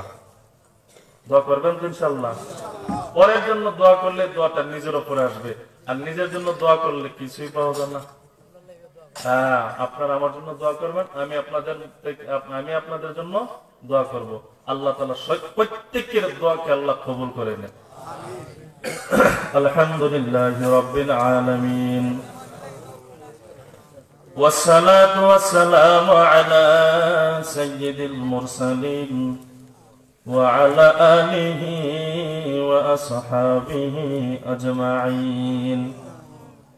ربنا ظلمنا أنفسنا وإن لم تغفر لنا وترحمنا لنكونن من الخاسرين. رب ارحمهما كما ربياني صغيرا يا حي يا قيوم يا أرحم الراحمين يا أرحم الراحمين يا أرحم الراحمين হায় আল্লাহ, গভীর রাত পর্যন্ত আপনার অনেক মায়ের বান্দারা বসে আয় আল্লাহ উলামায়ে কেরামের জবান থেকে কোরআন হাদিসের বয়ান শুনতেছে। আয় আল্লাহ, পড়নেওয়ালা বান্দাদেরকে আমল করার তৌফিক দান করেন, শুনেওয়ালা বান্দাদেরকে আমল করার তৌফিক দান করেন। ও মালিক, পর্যায় সমস্ত বান্দারা হাত বাড়াইছে গো আল্লাহ, কে কোন আশা নিয়ে হাত তুলেছে আপনার দরবারে। আয় আল্লাহ, প্রত্যেকের নেক মাকাসিদ গুলো আপনি কবুল আর মঞ্জুর করে নেন। ও মালিক, কার মা নাই, কার বাবা নাই গো আল্লাহ। আয় আল্লাহ, নিজের হাতে ওই বাস বাগানে নিচে 3.5 হাত জায়গা অন্ধকার কবর, যেই কবরের মধ্যে বালিশ নাই, কম্বল নাই রে আল্লাহ, পোকামাকড়ের ঘর, অন্ধকারের ঘর, ওই ঘরের মধ্যে মা বাবাকে নিজের হাতে রেখে আসলাম। মালিক, যে মা যেই বাবা শীতের মৌসুম কাপড়ের পর কাপড় দিয়ে দিয়ে আমাদেরকে যত্ন করে রেখেছেন, না জানি ঠান্ডা লেগে যায়। আয় আল্লাহ, প্রস্রাব করলে পায়খানা করলে মা চোখে ঘুম নাই। আয় আল্লাহ, যখন কাপড় শেষ হয়ে যায়, মায়ের আঁচল দিয়ে, শাড়ির আঁচল দিয়ে জড়াইয়া বুকের মধ্যে নিয়ে সন্তানকে মা ঘুমায়। ও মালিক, সেই মাকে বাবাকে কবরের মধ্যে রেখে আসলাম। আল্লাহ, আমাদের মা বাবাদেরকে আপনি মাফ করে দেন, কবর গুলোকে জান্নাতের বাগান আপনি বানায়া দেন। দুনিয়ার কোন ভুল ত্রুটি থাকলে আপনি মাফ করে দেন। আয় আল্লাহ, এলাকা থেকে যারা কবরবাসী হয়ে গেছে সবাইকে আপনি মাফ করে দেন। আল্লাহ, কবরগুলোকে জান্নাতের বাগান আপনি বানায়া দেন। দুনিয়াতে যারা বেঁচে আছে নেক হায়াত বানায়া দেন। আপনার খাঁটি গোলাম, খাঁটি নবীর খাঁটি আশিক হিসেবে কবুল আর মঞ্জুর করে নেন। ও মালিক, যারা অসুস্থ আছে শেফায়ে কামিলা আজলা নসিব ফরমান। যারা ঋণগ্রস্ত আছে ঋণ পরিশোধ করার তৌফিক দান করেন। যারা বিপদে আপদে আছে আল্লাহ বিপদ আপদ থেকে হেফাজত করেন। আল্লাহ, যারা মিথ্যা মামলায় আছে মিথ্যা মামলা থেকে হেফাজত করেন। আয় আল্লাহ, জালেমের জুলুম পর নিন্দা থেকে, মুনাফিকের মুনাফিকি থেকে আপনি হেফাজত করেন। আয় আল্লাহ, তামাম দুনিয়ার সমস্ত মুমিন মুসলমান ভাই ভাইদেরকে মিলেমিশে চলার মতন তৌফিক দান করেন। মালিক গো, সারা দুনিয়ায় মুসলমান যা নির্যাতিত মাজলুম, ও মালিক, ফিলিস্তিনের মুসলমান খাবার নাই, থাকার মতন জায়গা নাই রে আল্লাহ। সিরিয়ার মুসলমান, দামেস্কের মুসলমান, আল্লাহ, কাশ্মীরের মুসলমানদের কি যন্ত্রণা কষ্ট রে আল্লাহ। আল্লাহ, তাদেরকে আপনি হেফাজত করেন, বিপদ থেকে উদ্ধার করেন গো আল্লাহ। তামাম দুনিয়া ইসলামের পতাকা আপনি উঠায় তুলে দেন। আয় আল্লাহ, ইসলামের পতাকা যেন উড্ডীন করতে পারে তামাম দুনিয়ার মুসলমান, একে অপরের হাতের উপরে হাত রেখে চলার মতন তৌফিক দান করেন গো আল্লাহ। আয় আল্লাহ, মাহফিল কানাকে আপনি কবুল আর মঞ্জুর করে নেন। ও মালিক, যারা টাকা পয়সা দিয়া, বুদ্ধি পরামর্শ দিয়া, পোস্টার দিয়া, মাইক দিয়ে, স্টেজ দিয়ে, প্যান্ডেল দিয়ে যারা সহযোগিতা করেছে, প্রত্যেকের দান পরামর্শ গুলোকে আপনি কবুল আর মঞ্জুর করে নেন। আয় আল্লাহ, আমার এক একটা যুবক ভাইয়ের পরিশ্রমকে আপনি কবুল আর মঞ্জুর করে নেন। ও আল্লাহ, যুবক ভাইদের এই পরিশ্রমের কারণে গুনাহগুলো আপনি মাফ করে দেন। মা বাবার গুনাহগুলো আপনি মাফ করে দেন, তাদের বংশ থেকে যারা কবরবাসী আছে সবাইকে আপনি মাফ করে দেন। এই সমস্ত যুবক ভাইগুলোকে আপনি মর্দে মুজাহিদ হিসেবে কবুল আর মঞ্জুর করে নেন। আপনি নবী, আপনার নবী যিনি খাঁটি আশিক হিসেবে আপনি তাদেরকে বানায় নেন।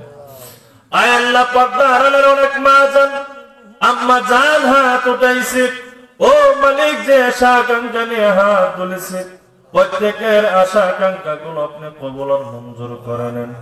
সংসার জীবনে শান্তি দান করেন, অশান্তি দূর করে দিয়া শান্তি দ্বারা আপনি ভরপুর করে দেন গো আল্লাহ, শান্তি দ্বারা ভরপুর করে দেন গো আল্লাহ। পর্দার আড়ালের মা বোনকে আপনি রাবিয়া বসরির মতন বানায় নেন। আয় আল্লাহ, খাদিজাতুল কুবরার মতন বানায় নেন। আয় আল্লাহ, বিবি আসিয়ার মতন আপনি কবুল আর মঞ্জুর করে নেন। হাসবুনাল্লাহু নি'মাল ওয়াকিল, নি'মাল মাওলা ওয়া নি'মান নাসির। আমিন আমিন আমিন বিরহমাতিকা ইয়া আরহামার রাহিমিন। আসসালামু আলাইকুম ওয়া রাহমাতুল্লাহ।